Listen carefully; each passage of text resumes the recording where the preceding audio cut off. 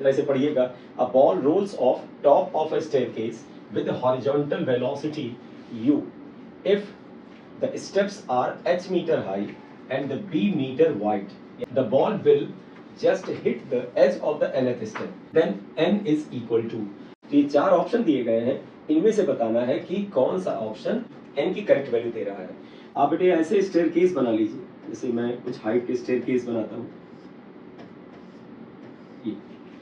इसमें ये nth step लेते हैं, यहाँ पर ये nth स्टेप है, ये पहला स्टेप है, फर्स्ट स्टेप है। हर स्टेप की ऊंचाई h के बराबर है और चौड़ाई जो है बेटा वो b के बराबर है। तो हर स्टेप की ये चौड़ाई b के बराबर है, ऊंचाई h के बराबर है। How many such steps are? एक ये स्टेप हो गया, ये 1 2 3 और ये nth मान लेते हैं।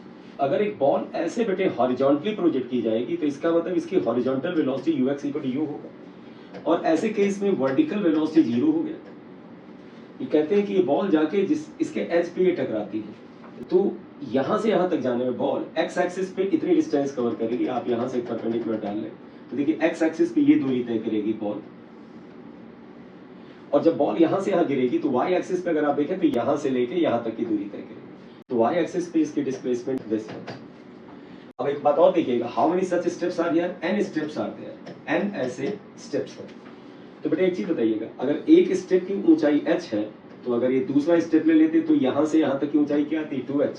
अगर 3 स्टेप होते तो यहाँ तक ऊंचाई क्या आती? 3h। और अगर n स्टेप है तो ये ऊंचाई कितनी आएगी? यहाँ से यहाँ तक की ऊंचाई कितनी? nh। इसका तो y इक्वल टू nh हो गया। और x को भी जरा ध्यान से देखिए क्या आएगा। हर स्टेप की चौड़ाई b है तो एक स्टेप की चौड़ाई b, 2 होती तो 2b, 3 होती तो 3b, अगर यहाँ से यहाँ तक n स्टेप है तो ये चौड़ाई कितनी हो जाएगी बेटा? nb के बराबर। सो अब आप देखें, जब ये यहां से यहां तक गिरा तो अगर इसके कोऑर्डिनेट एक्स वाई है, जहां पर एक्स की वैल्यू ये आ गई, वाई की वैल्यू ये आ गई, तो हम चाहें तो ये इक्वेशन ऑफ ट्रैजेक्टरी को डायरेक्ट लगा सकते हैं। अभी हमने निकाला है since equation of trajectory is in such case बेटा बता रहे हैं, या इज इन दिस केस है सच केस, इस केस से बता रहे हैं। और आपको ध्यान होना चाहिए ये था y equal to half gx square upon u square.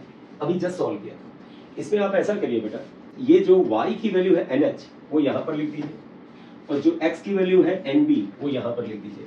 Solve करिए, n की वैल्यू फाइंड आउट करिए। तो यहाँ पर y की वैल्यू रख रहे हैं nh, और इसी के बेटे g x की वैल्यू है nb के बराबर अपॉन 2u स्क्वायर। तो देयरफॉर आप देखें nh इक्वल टू हो गया g n square b square upon 2u square.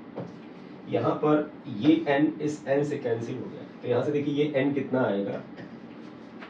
n will be equal to how much? ये n निकाले रहे, ये सारा इधर मल्टीप्लाई होगा 2u स्क्वायर h अपॉन ये बेटे n तो हमने इधर रोक लिया, gb स्क्वायर आएगा। तो n की वैल्यू बेटे ये आ गई। Therefore n equal to 2u square h by gb square. तो इस क्वेश्चन में n की वैल्यू ये है।